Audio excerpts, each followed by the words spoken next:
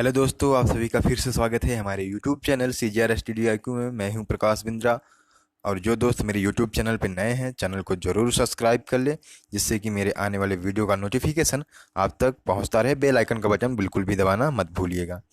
आज के इस लेक्चर में मैं बात करने वाला हूँ ग्रामीण विकास में भूमि प्रारूप, प्रादेशिक उत्पादन एवं उद्यान विकास के बारे में। ठीक है, लेक्चर ये 5 है। इस सीरीज में मैं इसके पहले 4 लेक्चर ला चुका हूँ। तो जो दोस्त नए हैं, इस वीडियो को देखने के बाद उसको ज़रूर देख लेना, क्योंकि प्लेलिस्ट बना कर रखी है मैंने, वहाँ पे जाके आप प्लेलिस्ट में देख सकते हैं।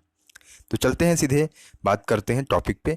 इसके पहले मैं बात करूँगा, लेक्चर 4 में मैं लाया था पशुपालन। पशुपालन से संबंधित कुछ महत्वपूर्ण तथ्यों के बारे में मुझे बताना है, जो कि मैं उस वीडियो में बताना भूल गया था। वो महत्वपूर्ण परीक्षा उपयोगी तथ्य हैं, उस पर मैं वो महत्वपूर्ण परीक्षा उपयोगी तथ्य हैं, उस पर मैं बात करने वाला हूँ। ये कुछ तथ्य हैं जहाँ से क्वेश्चन कई एग्जामों में बने हुए हैं। ठीक, मैं ये चीज़ आपको बताना भूल गया था, तो सॉरी गाइस, इसके लिए मैं आपसे माफ़ी मांगता हूँ। ठीक है, ये मुझे लेक्चर 4 में बताना चाहिए था पशुपालन में, लेकिन वहाँ पे मैं भूल गया था, मुझसे मिस्टेक हो गई। ठीक है, तो मैं बात कर रहा हूँ। ठीक है, राष्ट्रीय पौध संरक्षण प्रशिक्षण संस्थान कहाँ पे स्थित है? हैदराबाद में है। ठीक है, वो इसकी स्थापना कब हुई थी? 1996 में। ठीक, राष्ट्रीय पौध संरक्षण प्रशिक्षण संस्थान हैदराबाद में है, स्थापना 1996 में हुई थी। ठीक है, और दूसरा क्या है तथ्य जो है, पौध संरक्षण संरोधक एवं भंडारण निदेशालय फरीदाबाद में है। ठीक है, वो कहाँ है? हरियाणा में अवस्थित है। पौध संरक्षण संरोधक, ठीक है, एवं भंडारण निदेशालय, ठीक है, कहाँ पे है? हरियाणा में है, वो फरीदाबाद में। ठीक है, राष्ट्रीय खरपतवार विज्ञान अनुसंधान केंद्र जबलपुर मध्य प्रदेश में स्थित है। ठीक, ये जो 3 महत्वपूर्ण टॉपिक है इसमें जिसे लिखा है परीक्षा उपयोगी महत्वपूर्ण तथ्य, यहाँ से एग्जाम्स में जो यूपी, ठीक है, एसएससी और वीडियो, ठीक है, यूपी ट्रिपल एससी के एग्जाम में यहाँ से क्वेश्चन बने हैं कई बार, एक बार नहीं कई बार, तो इसको आपको नोट कर लेना है। ठीक, अब आज हम बात करते हैं, ठीक है, लेक्चर 5 पे, जो कि है भूमि प्रारूप, प्रादेशिक उत्पादन एवं उद्यान विकास पे। चलते हैं सीधे टॉपिक पे। ठीक है, उस पर बताएंगे कि क्या क्या हम बात करने वाले हैं। पहले उसको ओवरव्यू देख लीजिए, उसके बाद फिर मैं डिटेल में बताता हूँ। आज के लेक्चर में बात करने वाला हूँ भूमि प्रारूप, प्रादेशिक उत्पादन एवं उद्यान विकास पे। ठीक है, सस्य गहनता क्या है, ठीक है, भूमि की उपज क्या है, ठीक, उसकी परिभाषा है, उसके जो फार्मूलेज हैं वो क्या है, भूमि के प्रारूप में प्रभावित करने वाले उनके कारक, ठीक है, भूमि का प्रारूप कैसे होता है और उनको कैसे, कौन कौन से कारक हैं जो प्रभावित करते हैं, भूमि सुधार, ठीक है, काश्तकारी व्यवस्था, चकबंदी और हदबंदी क्या है, इस पर बात करेंगे। कृषि जोत कितने प्रकार के होते हैं, क्या होते हैं, इस पर बात करेंगे। उसके बाद बात करेंगे हम उद्यान विकास, फल फूल, ठीक है, परीक्षा उपयोगी महत्वपूर्ण तथ्य, इन चीज़ों पे मैं बात करूंगा। तो चलते हैं आज, ठीक है, बात करते हैं टॉपिक पे। ठीक, भूमि सुधार में बिचौलियों का अंत, तमाम चीज़ों पे मैं बात करने वाला हूँ। तो बात करते हैं सस्य गहनता। सस्य गहनता किसे कहते हैं? सस्य गहनता या फसल गहनता का अर्थ ये होता है कि एक खेत में, एक कृषि वर्ष में उगाई गई, ठीक है, एक खेत में एक कृषि वर्ष में उगाई गई फसलों की संख्या, ठीक है, एक वर्ष में कितनी बार फसलें उगाई जाती है, उनकी संख्या, बारंबारता को क्या बोलते हैं? सस्य गहनता कहते हैं। दूसरों शब्द में आप समझिए, किसी भूमि पर एक वर्ष में जितनी बार फसलें उगाई जाती हैं, ठीक है, जितनी बार एक वर्ष में फसलें उगाई जाती हैं, जैसे गेहूं, धान, चावल, ठीक, इस तरीके से एक वर्ष में उगाती है, वह उस भूमि की सस्य गहनता कहलाती है। ठीक, एक वर्ष में जितनी बार फसलों उगाई जाती हैं, ठीक है, वह उस भूमि की सस्य गहनता कहलाती है। इसका सूत्र निम्नलिखित है। ठीक, इस तरीके से ज्ञात कर सकते हैं। सस्य गहनता सूचकांक बराबर वर्ष में कुल कृषि जोत, ठीक है, वर्ष में कुल कृषि जोत और वर्ष में बटे वर्ष में शुद्ध कृषि जोत गुणित 100। ठीक है, कितना कृषि जोत है हमारे पास और कितना हम शुद्ध कृषि जोत करते हैं, गुणित 100 होता है सस्य गहनता सूचकांक का, ठीक है, फार्मूला। ठीक है, अतः एक वर्ष में जितनी बार कृषि हेतु भूमि का उपयोग होता है, उसकी शस्य घनता उतनी अधिक होती है। ठीक है, जितनी बार जितना अधिक कृषि करने के लिए उस भूमि का उपयोग करेंगे, उसकी शस्य घनता उतनी ही ज्यादा अधिक होगी। ठीक है, वर्तमान में भारत की शस्य गहनता 135 के करीब है। ठीक है, वर्तमान टाइप में, ये वर्तमान का डाटा है, 2019-20 का डाटा है ये। ठीक है, भारत का जो कृषि शस्य गहनता सूचकांक है, ठीक है, वो है 135%। ठीक है, शस्य गहनता प्राकृतिक दशाओं, सामाजिक, आर्थिक एवं संस्थागत कारकों पर निर्भर करती है या फिर प्रभावित होती है उससे। ठीक, अब भूमि को प्रभावित करने वाले कारकों की बात करें। भूमि को प्रभावित करने वाले कारक, प्राकृतिक कारक, समाज आर्थिक कारक, ठीक है, और संस्थागत कारक। ठीक है, समाज आर्थिक कारक मतलब है समाज और आर्थिक कारक, जब इसका संधिविच्छेद करेंगे तो होगा समाज और आर्थिक कारक। ठीक है, चलो ठीक है, बात करते हैं प्राकृतिक कारक पे। पाला या अधिक ठंड की स्थिति में कृषि कार्य संभव नहीं है। ठीक है, प्राकृतिक कारक से भूमि कैसे प्रभावित होती है, कृषि कैसे प्रभावित होती है, इसको समझिए। अधिक ठंडी पड़ेगी तभी फसल खराब होगी, और अधिक गर्मी पड़ेगी तभी फसल खराब होगी। ठीक है, जब वर्ष भर उच्च तापमान पाया जाता है, उस प्रदेश में एक से अधिक बार कृषि की जाती है। ठीक है, जहां वर्ष भर उच्च तापमान पाया जाता है वहां पर एक वर्ष में एक से अधिक बार कृषि की जाती है। ऐसी स्थिति में शस्य गहनता सूचकांक का मान अधिक होगा। ठीक है, जहां वर्ष भर भूमि में नमी रहती है वैसे प्रदेश की शस्य गहनता अधिक होती है। ठीक है, जहाँ उच्च तापमान रहता है वहां भी कृषि की शस्य गहनता अधिक रहती है, क्योंकि वहां भी एक बार से अधिक बार कृषि होती है। और जहाँ नमी रहती है, नमी वाली भूमि रहती है, प्रदेश रहते हैं, रीजन रहते हैं, वहां भी शस्य गहनता अधिक रहती है। जहाँ अधिक क्या रहेगा, पाला या ठंड पड़ेगी, वहां पे कृषि कार्य संभव नहीं है। जब बर्फ ही जमी रहेगी, जमीन ही नहीं दिखेगी, तो वहां पे क्या बोलते हैं, आपका कृषि नहीं हो सकता। समाज और आर्थिक कारक, ठीक है, प्रायः शहर से नजदीक जो भूमि होती है उसकी शस्य गहनता अधिक होती है। ठीक है, क्यों शस्य गहनता अधिक होती है, क्योंकि शहरों के लिए वस्तुओं की आपूर्ति, सब्जी, इन सब चीजों की जरूरतें ज्यादा होती है, वहां पे मांग ज्यादा होती है, क्योंकि शहरों का जो रहन सहन है, वहां के लोग जो है सघन सघन लोग हैं। ठीक, वहां पे सघन जनसंख्या निवास करती है, बहुत ज्यादा लोग वहां पे दबाव रहता है शहरों में निवास करने का। फल फूल सब्जी की कृषि शहरी मांग के अनुसार एक वर्ष में एक से अधिक बार हो जाती है। ठीक है, तो बात समझ आ गई। ठीक, जनसंख्या वृद्धि का दबाव भूमि पर पड़ता है। ठीक, जैसे बता दें, शहरों में जनसंख्या ज्यादा रहती है, इसलिए भूमि पे दबाव ज्यादा पड़ता है। जो आसपास के इलाके हैं वहां की शस्य गहनता बढ़ जाती है। ठीक, बड़ी जनसंख्या के पेट भरने हो शस्य गहनता में वृद्धि करना हमारी मजबूरी है। ठीक, अगर जो बढ़ी हुई जनसंख्या है उनका पेट पूर्ति के लिए, ठीक, हमें एक से अधिक बार कृषि करना क्या है, हमारी मजबूरी। हम नहीं करेंगे तो भूखों मर जाएंगे। ज्ञातव्य है कि 1950-1954 में जहां भारत की शस्य गहनता सूचकांक 111.1% थी प्रतिशत था, वहीं वर्तमान में यह 135% है लगभग। ठीक, अब बात करते हैं संस्थागत कारक के बारे में।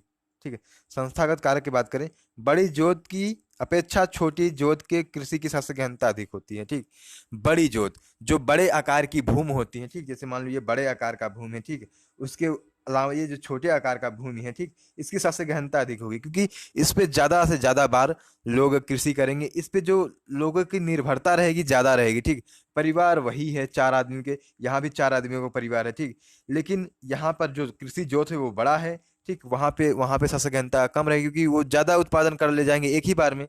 लेकिन यहाँ पे अपने पेट को पूर्ति करने के लिए, भूख को मिटाने के लिए एक से अधिक बार जब तक कृषि नहीं करेंगे, ठीक है, तब तक उनके लिए पर्याप्त उत्पादन के साधन, ठीक है, उपलब्ध नहीं हो, पर्याप्त उत्पादन उनके पास नहीं उपलब्ध हो पाएगा। इसीलिए छोटी जोतें होती हैं वहां की शस्य गहनता अधिक होती है। ठीक है, इसका कारण है कि छोटी जोतों पर कृषि वर्ग का पारिवारिक श्रम और अन्य लागतों का पूर्ण रूप में प्रयोग होता है। ठीक है, जो छोटे परिवार के लोग होते हैं, पूरा पूरा सब लोग मिलकर काम करते हैं। ठीक है, और उत्पादन करते हैं। सिंचाई, उन्नत बीज, उर्वरक, मशीनीकरण जैसे संरचनात्मक कारण शस्य घनता को बढ़ाते हैं। जहाँ पे सिंचाई के साधन उपलब्ध हैं, उन्नत किस्म की बीजें हैं, उर्वरक और मशीनीकरण है, ठीक, टेक्नोलॉजी का है, ठीक है, जो संरचनाएं हैं काफी विकसित हैं, ठीक, वहां की शस्य गहनता अधिक रहेगी, क्योंकि वहां पे जो श्रम कम लगेगा। ठीक, आसानी से कृषि करने योग्य भूमि रहेंगी। ठीक है, सब साधन उपलब्ध है, एक से अधिक बार कृषि करने में उनको दिक्कत नहीं आएगी, तो वहां पे एक से अधिक बार कृषि करेंगे तो शस्य गहनता वहां पे बढ़ जाएगी। पंजाब में कृषि संबंधित संरचनात्मक एवं संस्थागत सुविधाओं के कारण वहां की शस्त्र गहनता देश में सबसे अधिक है। देश की सबसे अधिक शस्त्र गहनता धारण करने वाला राज्य कौन सा है? तो वो है आपका पंजाब। ठीक है, इसके बाद हिमाचल प्रदेश, हरियाणा, पश्चिम बंगाल, उत्तर प्रदेश का स्थान आता है। ठीक है, पंजाब में ट्रैक्टर, ठीक है, तमाम तरीके के जो टेक्नोलॉजी है, सब टेक्नोलॉजी से वो लैस है। ठीक है, चाहे धान की कटाई करना हो या फिर गेहूं की कटाई करना हो, उन सभी के लिए वो मशीनों का प्रयोग करते हैं। पहले वहां पे सब चीजें कट जाती हैं, तो पंजाब से ही ट्रैक्टर, बड़े बड़े जो मशीनें हैं खेत के लिए, ठीक है, जो फसलों के लिए प्रयोग की जाती है, उनके कटाई बुआई से लेकर हर चीज के लिए, वो कहाँ से? पश्चिमी उत्तर प्रदेश में। ठीक है, पश्चिमी उत्तर प्रदेश की बात कर रहा हूँ, बागत, बागपत, ठीक, सहारनपुर, इन सब तमाम जो पश्चिमी उत्तर प्रदेश के जिले हैं, वहाँ पे पंजाब से आते हैं लोग अपने टेक्नोलॉजी के साथ, ट्रैक्टर के साथ, वहाँ पे कटाई बुआई करके, ठीक है, पैसा लेकर अपना चले जाते हैं वापस। ठीक, तो समझ में आया होगा बात, क्यों इतना पंजाब आगे है और पंजाब में सबसे गहनता क्यों इतनी ज़्यादा है, क्योंकि वो टेक्नोलॉजी से लैस है। अब बात करते हैं भारतीय परिप्रेक्ष्य में देखें तो सिंचाई सस्य गहनता का प्रमुख निर्धारक है। ठीक है, सस्य गहनता का जो प्रमुख निर्धारक कौन सा है? वो सिंचाई है, भारतीय परिप्रेक्ष्य में बात करें, क्योंकि अगर पानी की उपलब्धता नहीं रहेगी तो हम किसी भी प्रकार के फसलों का उत्पादन नहीं कर सकते हैं। तो पानी का होना बहुत ही आवश्यक है, उनके सिंचाई के साधन का उपलब्ध होना बहुत ही आवश्यक है। पंजाब को 74% से अधिक फसलगत क्षेत्र सिंचित है। ठीक है, जो जहां भी फसलें बोई जाती हैं पंजाब में, वहां पे 94% जो क्षेत्र है वो क्या है? सिंचित है। ठीक है, सिंचाई से उपलब्ध है, इसलिए यहाँ शस्य गहनता बहुत अधिक है। ठीक है, कारण यही है, जल की उपलब्धता वहां पे है, इसलिए पंजाब की शस्य गहनता अधिक है। अब बात करते हैं भूमि सुधार पे। स्वतंत्रता के बाद भूमि सुधार की दिशा में निम्नलिखित प्रयास किए गए, जैसे चकबंदी, हकबंदी और तमाम चीजें हैं। ठीक है, बिचौलियों का अंत। ठीक, किसकी बात की गई है? बिचौलियों का अंत। ठीक, पहला जो है वो है बिचौलियों का अंत। ठीक, स्वतंत्रता के बाद जमींदारी प्रथा का उन्मूलन किया गया, जिससे काश्तकारों को जमीन का स्वामित्व मिला। ठीक है, जमींदारों से लेकर किसे दे दिया गया? काश्तकारों को। 1950 से 1960 के बीच में 260,000 जमींदारों और बिचौलियों की समाप्ति की गई। कितने? 260,000 जमींदारों और बिचौलियों की समाप्ति की गई।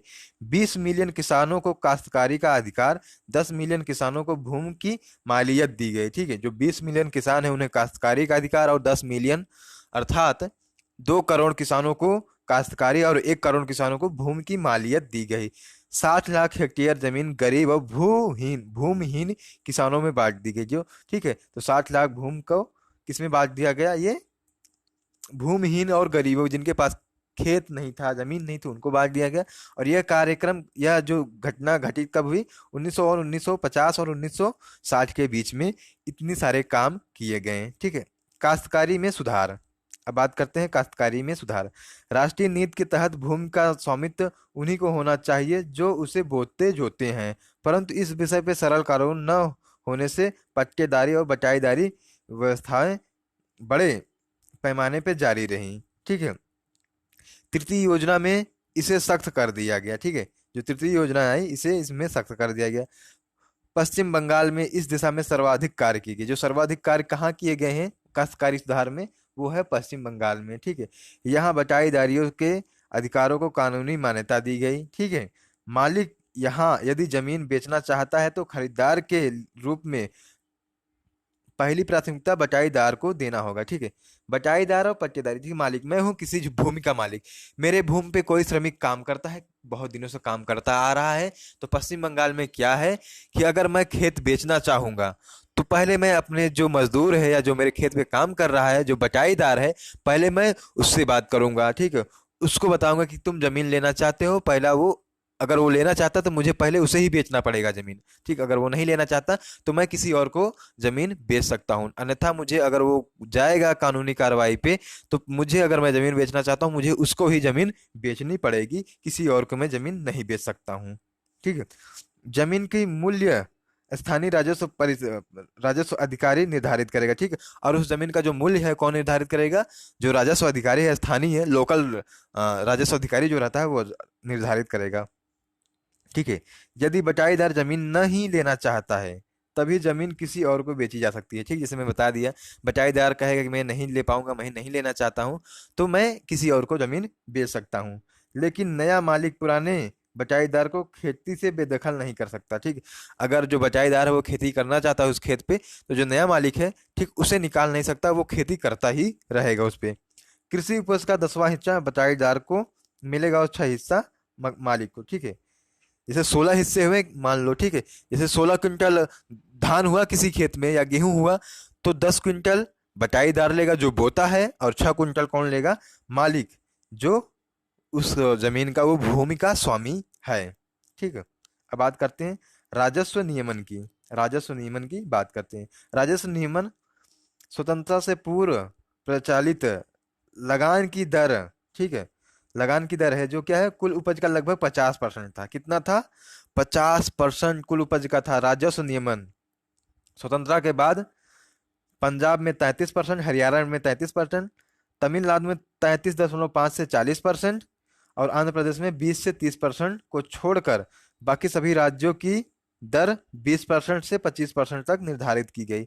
चौथी योजना से उपज के रूप में लगान को समाप्त कर नगद कानून ला दिया गया। ठीक है, इसमें काफी कमी थी। जो यह था राजस्व नियमन जो प्रणाली थी, इसका प्रचलन लगान दर से संबंधित है। ठीक है, लगभग 50% उपज का लेते थे कर के रूप में। इसमें सुधार करके क्या किया गया स्वतंत्रता के बाद? पंजाब में 33%, हरियाणा में 33%, तमिलनाडु में 33.5 से 40%, आंध्र प्रदेश में 20 से 30% को छोड़कर बाकी राज्यों में 20 से 25% दर पर लगान को लगा दिया गया। और जो फसल लेते थे, उपज लेते थे, उपज के बदले वो क्या लेने लगे लगान के रूप में? नगद मुद्रा के रूप में वो लगान लेने लगे। लेकिन तब भी इसमें काफी कमी रह गई। हदबंदी कानून। हदबंदी कानून को आप समझिए, भारत के करीब 1/4 किसान भूमिहीन है। 1/4, लगभग 25% लोग, 100 में से 25% लोग क्या है? भूमिहीन है। 25% लोग क्या है? भूमिहीन है। ठीक है, जबकि कृषि भूमि का 48% भाग केवल 10% किसानों के पास है। 48%। ठीक है, लगभग आधा भूमि, ठीक है, जिसपे खेती की जाती है, वो सिर्फ 10% लोगों के पास है। अर्थात समझिए कि 100 लोग हैं और 100 बीघे खेत है, तो सिर्फ 10 लोगों के पास 48 बीघे खेत है, और बाकी 52 बीघे जो खेत है वो 90%, 90 लोगों में बटा हुआ है। तो आप समझ सकते हैं कि कितना अंतर है भूमि में। ठीक है, इस विषमता को दूर करने के लिए सरकार ने 1954 से ही, ठीक 1954 से ही, आजादी के बाद से ही सभी राज्यों में भूमि हदबंदी संबंधी कानून निर्देशित किए हैं। ठीक है, लेकिन इसका बहुत ज्यादा प्रभाव नहीं है। ठीक है, बात करते हैं जम्मू कश्मीर इस दिशा में सर्वप्रथम प्रयास किया। ठीक है, अगर पूछा जाए सर्वप्रथम हदबंदी कानून किसने लागू किया, तो वो होगा आपका जम्मू कश्मीर। या कोई भी परिवार अधिक से अधिक, ठीक है, 22.7 हेक्टेयर भूमि रख सकता है। ठीक है, यहाँ पे कोई भी परिवार कितना रख सकता है? 22.7 हेक्टेयर जमीन रख सकता है। ठीक, अगर इससे अधिक जमीन है तो वो सरकार ले लेगी, और क्या करेगी सरकार? भूमिहीनों और गरीबों में वितरित कर देगी, उन्हें उपलब्ध करा देगी। अधिवेश भूमि को कबायलियों में बांट दिया जाएगा। ठीक है, जो कबायलिये हैं उनमें बांट दिया। सामाजिक न्याय की दिशा में यह सार्थक सरकारी पहल थी। ठीक है, तो मैं समझ सकता हूँ कि आपको यह चीजें समझ में आएगी हदबंदी कानून क्या है। ठीक है, कब लागू किएगा, पहला राज्य कौन सा था इसको लागू करने वाला। अब बात करते हैं चकबंदी की। ठीक, चकबंदी का ही रूप है, हदबंदी का ही रूप क्या है? चकबंदी। ठीक है,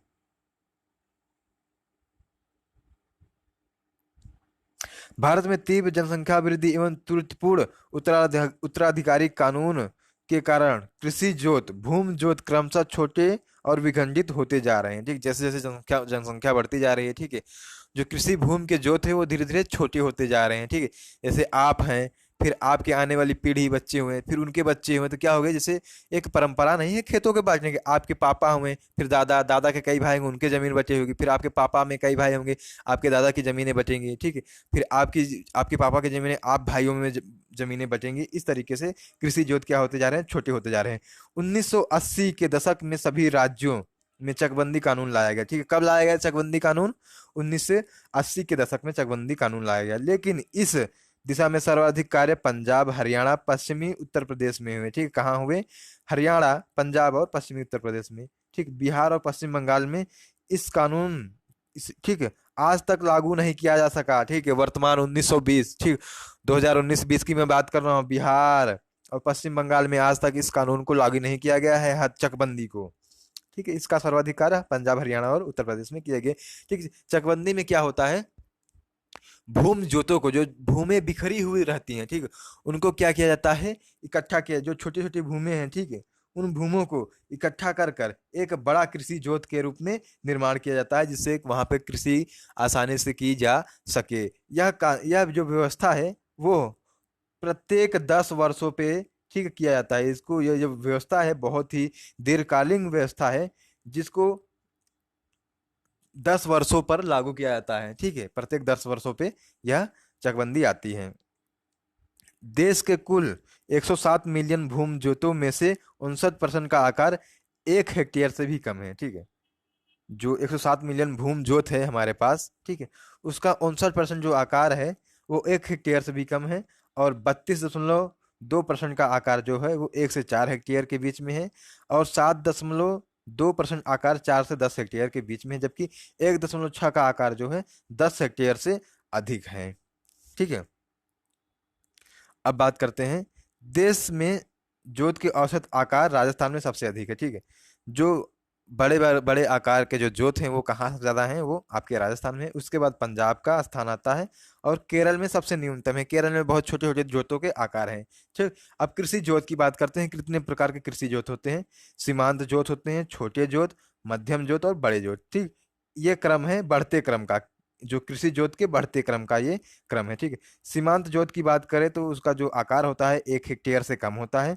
छोटी जोत हो 1 हेक्टेयर से 4 हेक्टेयर के बीच में, और मध्यम जोत 4 हेक्टेयर से 10 हेक्टेयर के बीच में, और बड़ी जोत 10 हेक्टेयर से अधिक होता है। यहाँ से क्वेश्चन बनते हैं दोस्तों, तो आपको जोतों के आकार के बारे में अच्छे से ध्यान करना होगा, इसको आपको नोट कर लेना होगा। ठीक है दोस्तों, तो आगे बढ़ते हैं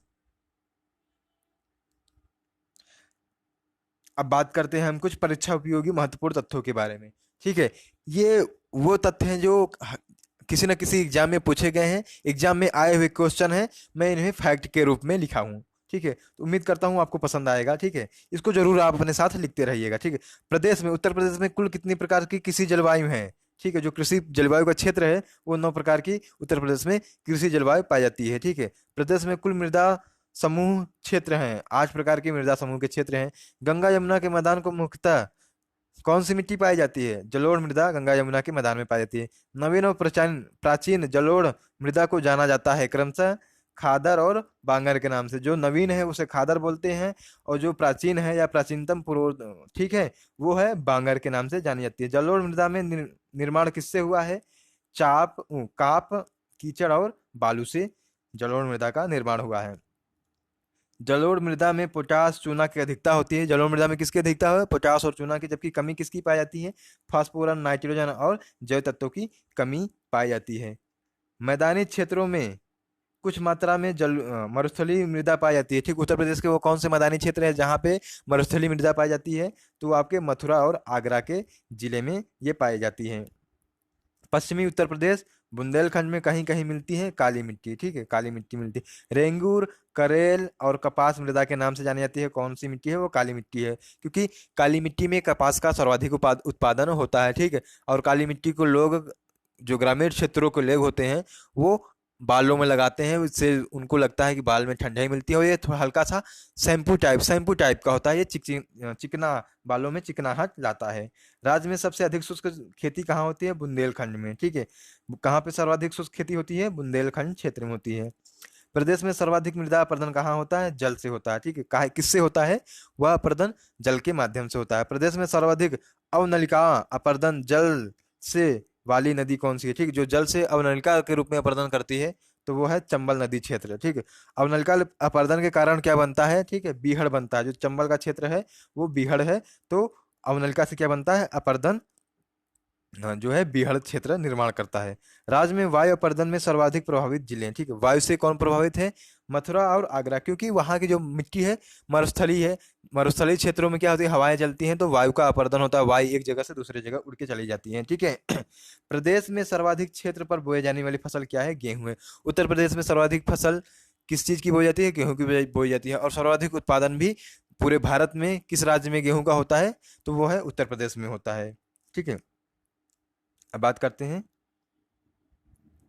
ठीक है, प्रदेश में सर्वाधिक गेहूं का उत्पादन होता है, ठीक है, गंगा घाघरा दोआब में, ठीक, गंगा घाघरा का जो दोआब है वहां पे प्रदेश में सर्वाधिक उत्पादन होता है गेहूं का। अरहर, चना, अदरक की सर्वाधिक खेती कहाँ होती है? बुंदेलखंड क्षेत्र में, ठीक है। अरहर, चना और अदरक की सर्वाधिक खेती बुंदेलखंड क्षेत्र में होती है, ठीक। अफीम की खेती की जाती है बाराबंकी और गाजीपुर जिला में, ठीक है। अफीम की जो खेती की जाती है जो है बाराबंकी और गाजीपुर जिला में। मूंगफली उत्पादन का विशेष क्षेत्र क्या है? रुहेलखंड है। कौन सा क्षेत्र है? रुहेलखंड। प्रदेश की सर्वाधिक महत्वपूर्ण नगदी फसल क्या है? गन्ना है, ठीक। नगदी फसल, ठीक, क्या है आपका? गन्ना है। और गन्ना उत्तर प्रदेश में सर्वाधिक गन्ना होता है, ठीक है। अगर बात की जाए भारत के परिप्रेक्ष्य में, तो भारत में ऐसा कौन सा राज्य है जहाँ सर्वाधिक गन्ना उत्पादन होता है? तो वो है उत्तर प्रदेश, ठीक है। प्रदेश में कपास उत्पादन के विशेष क्षेत्र हैं, ठीक है। गंगा, यमुना, दोआब एवं रुहेलखंड का जो क्षेत्र है वो कपास उत्पादन के लिए बेहतरीन माना जाता है, क्योंकि यहाँ पे काली मिट्टी भी मिलती है। दशहरी आम का विशेष क्षेत्र महिला बाग आम लखनऊ है, ठीक है। जहाँ लंगड़ा आम का है, ठीक है, वाराणसी, ठीक है, वाराणसी है, ठीक। दशहरी आम का विशेष क्षेत्र है, ठीक है। और जबकि महिला बाग लखनऊ है और लंगड़ा आम कहाँ है? वह वाराणसी में है। सफेद और चौसा आम का विशेष क्षेत्र सहारनपुर है, जबकि स्टोल आम का क्षेत्र कौन सा है? मेरठ और बागपत में, ठीक। स्टोल आम मेरठ बागपत में मिलता है, जबकि सफेद और चौसा नामक आम कहाँ मिलता है? सहारनपुर जिले में मिलता है। अमरूद के लिए, ठीक, अमरूद के लिए प्रयोग और प्रशिक्षण केंद्र कहाँ है? इलाहाबाद में है। जबकि आम का ऐसा केंद्र कहाँ है? लखनऊ में, जो आम के प्रशिक्षण और शिक्षण केंद्र लखनऊ में है। और इलाहाबाद अमरूद के उत्पादन के लिए भी फेमस है। देश में सर्वाधिक कोल्ड स्टोर कहाँ है? उत्तर प्रदेश में, ठीक है। जहाँ पे वस्तुओं को सुरक्षित रखा जाता है कोल्ड स्टोर में, ठंडक के रूप में। क्या बोलते हैं, क्या बोलते हैं उसे, ठीक है, हिंदी में नाम नहीं याद आ रहा है, ठीक है। तो कोल्ड स्टोर समझ लीजिए, जहाँ पे वो ठंडा एक जगह स्थान होता है जहाँ पे सुरक्षित रखते हैं वस्तुओं को। प्रदेश का सर्वाधिक आंवला उत्पादन किस जिले में होता है? प्रतापगढ़ जिला, ठीक है। प्रतापगढ़ जिले में प्रदेश का सर्वाधिक आंवले का उत्पादन होता है। उत्तर प्रदेश में पान की खेती 24 जिलों में की जाती है, लेकिन पान के लिए प्रसिद्ध जो क्षेत्र है वो कौन सा है? बांदा जिला, ठीक है। बांदा जिला पान के लिए प्रसिद्ध क्षेत्र है, ठीक है। देश व प्रदेश की प्रथम नियमित दूध संघ की स्थापना की गई, ठीक, लखनऊ में 1938 में की गई, ठीक है। नियमित जो दुग्ध संघ था उसकी स्थापना लखनऊ में की गई, ठीक है। राज्य में सर्वप्रथम 3 जिले वाराणसी, मेरठ और बलिया में ऑपरेशन फ्लड शुरुआत किया गया था। कब किया गया था? 1973 में यह शुरुआत किया गया था। कहाँ शुरुआत किया था? मेरठ, बलिया और वाराणसी में, ठीक है। राज्य में पहले प्रथम फ्लड ऑपरेशन के तहत शुरुआत किए गए थे। राज्य दुग्ध परिषद की स्थापना की गई थी 1976 में, ठीक है। राज्य दुग्ध परिषद की स्थापना कब की गई थी? 1976 में की गई थी। प्रदेश में गोपालन को बढ़ावा देने हेतु 1999 में स्थापित की गई थी उत्तर प्रदेश गो सेवा आयोग की स्थापना की गई थी। गोपालन की बढ़ावा देने हेतु कब की गई थी? 1999 में की गई थी। अब बात करते हैं कृषि उत्पादन में उत्तर प्रदेश का क्षेत्र। यहाँ से क्वेश्चन बहुत बनते हैं, ठीक है, तो इसको आपको नोट करना बहुत जरूरी है। उत्पादन स्थान, ठीक है, तो उत्पादन और देश में स्थान बात करते हैं। खाद्यान्न उत्पादन में प्रथम स्थान है, गेहूं उत्पादन में प्रथम स्थान है, गन्ना उत्पादन में देश में प्रथम स्थान रखता है गेहूं, ठीक है, उत्तर प्रदेश। मक्का उत्पादन में 7वां स्थान रखता है, जबकि सब्जी उत्पादन में प्रथम स्थान है। और पशुपालन, जो पशुधन है, गाय भैंस बकरी तमाम चीजों को जब जोड़ा जाए तो पशुधन का निर्माण होता है, वो भी प्रथम स्थान रखता है। दूध उत्पादन में भी उत्तर प्रदेश प्रथम है। धान उत्पादन में द्वितीय स्थान है। प्रथम स्थान पे जो है आपका पश्चिम बंगाल है, ठीक है। और गेहूं उत्पादन में, ठीक, उषा गेहूं उत्पादन में प्रथम स्थान है। दालों के उत्पादन में प्रथम स्थान रखता है। आलू उत्पादन में भी प्रथम स्थान रखता है। तो इतनी चीजें आपको नोट करनी हो और याद करना है इनको, ठीक है। यहाँ से क्वेश्चन हमेशा से बनते रहे एग्जाम में, तो उम्मीद करना कि यहाँ से भी क्वेश्चन बनने वाले हैं आप सभी के लिए। अब बात करते हैं उद्यान विकास पे। उद्यान विकास पे बात करें, समशीतोष्ण उष्ण जलवायु में पैदा होने वाले फलों के उत्पादन में उत्तर प्रदेश सारे भागों में अग्रणी है, ठीक है। शीतोष्ण ठंडे, ठीक है, जो ठंडे का मौसम होता है उसे शीतोष्ण कहते हैं। समशीतोष्ण, ठीक, ठंडी गर्मी मिलाने वाले। और उष्ण जलवायु जो गर्मी का मौसम है, ठीक है, उस जलवायु में पैदा होने वाले सभी फसलों में उत्तर प्रदेश का जो स्थान है भारत में अग्रणी है, ठीक है। प्रदेश में मैदानी भागों में आम, अमरूद, पपीता, अंगूर, बेर, केला, अनानास और नींबू आदि फलों का उत्पादन होता है। ठीक, जो मैदानी क्षेत्र है उत्तर प्रदेश में, इतने प्रकार के फलों का उत्पादन होता है। इसमें आम अपना विशिष्ट स्थान रखता है। जो आम है वो विशिष्ट स्थान रखता है, अग्रणी है।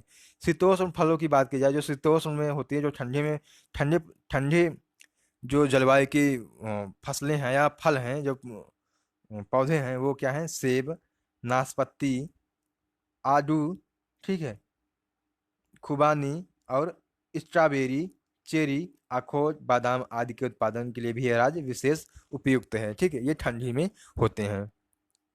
प्रमुख फसलों की बात की जाए, केला। उत्तर प्रदेश में वाराणसी, इलाहाबाद, गोरखपुर में बड़े पैमाने पे क्या होता है? केला का उत्पादन होता है। वो कौन से जिले हैं? वाराणसी उत्तर प्रदेश और गोरखपुर। पूछ ली जाए कि केला का उत्पादन सर्वाधिक कहाँ होता है, या वो कौन से जिले हैं उत्तर प्रदेश के जहाँ पे केला का उत्पादन होता है? वाराणसी, इलाहाबाद, गोरखपुर। ठीक है, प्रदेश में केले के कृषि हेतु उपजाऊ भूमि, ठीक है, वर्षा, उच्च तापमान की आवश्यकता होती है। ठीक है, केले के उत्पादन के लिए उपजाऊ भूमि के साथ साथ अधिक वर्षा और उच्च तापमान की आवश्यकता होती है। ठीक है, मालभोग, चीनी चंपा, अल्फान, आधेश्वर, दूध सागर और सब्जी किस्म की केले की उत्पादित की जाती है। जो किस्में हैं, किस्मों का नाम क्या है? मालभोग, चीनी चंपा, अल्फान, ठीक है, अधेश्वर, दूध नागर और सब्जी, ये केले की किस्में हैं। अब आम की बात की जाए तो आम कहाँ उत्पादित किए जाते हैं? जो कौन से जिले हैं वो प्रसिद्ध हैं उत्तर प्रदेश के? मध्यवर्ती और पश्चिमी जिले, मुख्यतः लखनऊ, बरेली, मेरठ, गाजियाबाद, कानपुर, सहारनपुर और हरदोई, ये जिले क्या हैं? आम उत्पादन के लिए प्रसिद्ध हैं। ठीक, अब आम की किस्मों की बात की जाए, दशहरी, लंगड़ा, सफेदा, लखनऊ सफेदा और महिलाबादी आम विख्यात हैं। ठीक है, जो कि प्रसिद्ध है। अब बात की जाए अमरूद अमरूद की, तो अमरूद के उत्पादन की बात की जाए तो उत्तर प्रदेश में इलाहाबाद, बरेली, फैजाबाद जिलों में अमरूद का उत्पादन होता है। ठीक, इनका जो किस्में हैं, सफेदा, हाफजी लखनऊई, ठीक है, हाफजी लखनऊ, करेला, इलाहाबाद सफेदा, धौलंका लखनऊ आदि इनके प्रमुख किस्में हैं। संतरा उत्पादन सहारनपुर जिले में होता है, संतरा का उत्पादन। ठीक है, यहाँ पर देसी नागपुरी, एम्पदर और लड्डू किस्म की संतरा का उत्पादन किया जाता है। ठीक है, तो ये चीजें आपको नोट करते हुए चलना है। माल्टा, उत्तर प्रदेश में मेरठ, उत्तर प्रदेश में मेरठ, वाराणसी, सहारनपुर जिलों में माल्टा का उत्पादन होता है। ठीक है, जो इसके किस्में हैं, मौसमी, ब्लड रेड आदि इसकी किस्में हैं। नींबू, सहारनपुर और मेरठ जिलों में, पूर्ववर्ती प्रदेश के लगभग सभी क्षेत्रों में नींबू का उत्पादन होता है, जो लेकिन मुख्य जो है वो है सहारनपुर और मेरठ जिला है। लीची का उत्पादन सहारनपुर और मेरठ जिले में होता है। ठीक है, और उत्तर प्रदेश में सप्तालू का उत्पादन जो है, उत्तर प्रदेश में पश्चिमी जिलों लखनऊ में सप्तालू का उत्पादन किया जाता है। अब बात करें स्वतंत्रता के प्राप्ति जो कार्यक्रम थे। ठीक है, स्वतंत्रता प्राप्ति से पूर्व जो है उद्यान विकास कार्यक्रम पे बहुत कम ध्यान दिया जाता था। ठीक है, आजाद जो हमारा देश था वो आजाद नहीं था, किसी के पराधीन था। तो जो इस तरीके के कार्यक्रम थे, उद्यान लगाना, बागवानी लगाना, इस सब तरीके पे कम ध्यान दिया जाता था। ठीक, ये कार्यक्रम केवल राजकीय उद्यानों तक के रख रखाव तक ही सीमित है। ठीक, कार्यक्रम होते थे जो राजकीय वन उत्पादन थे उनके रख रखाव तक ही सीमित थे, उसके उसमें सुधार करने के लिए कोई काम नहीं किया जाता था। देश में स्वतंत्रता के होने के पश्चात उद्यान विकास कार्य करने के लिए विशेष ध्यान दिया गया। ठीक, जब भारत आज़ाद हुआ उसके बाद इन सब चीज़ों पे बहुत ध्यान दिया गया, और तमाम तरह के किस्मों के लिए कौन से जलवायु, कौन सा क्षेत्र अनुकूल है, उनके लिए यह कार्य किया गया। एक उद्यान और फलों उपयोग, ठीक है, निदेशालय की स्वतंत्रता के रूप में स्थापना की गई। ठीक है, ठीक है, उद्यान और फल उपयोग निदेशालय की स्वतंत्रता के रूप में स्थापना की गई। ठीक है, परिणाम स्वरूप प्रदेश में फल, साग सब्जी और आलू के क्षेत्र के उत्पादन में निरंतर वृद्धि होती रही है। ठीक, क्योंकि इस पे ध्यान देना, ठीक है, आवश्यक था और देता जा रहा है। ठीक, होता जा रहा है, इस पे हम लोग ध्यान दे रहे हैं और सुधार होता जा रहा है। उम्मीद कर रहा हूँ कि आपको ये चीज़ें पसंद आई होंगी, समझ में आई होंगी। तब तक के लिए धन्यवाद। अगले टॉपिक में मैं किसी और टॉपिक के साथ आपके ग्रामीण विकास परिवेश का सिलेबस कंप्लीट कराऊंगा। और जो दोस्त अभी नए जुड़े हैं, चैनल को जरूर सब्सक्राइब कर लें, वीडियो को जरूर शेयर करें अपने ज़रूरतमंद दोस्तों तक। धन्यवाद।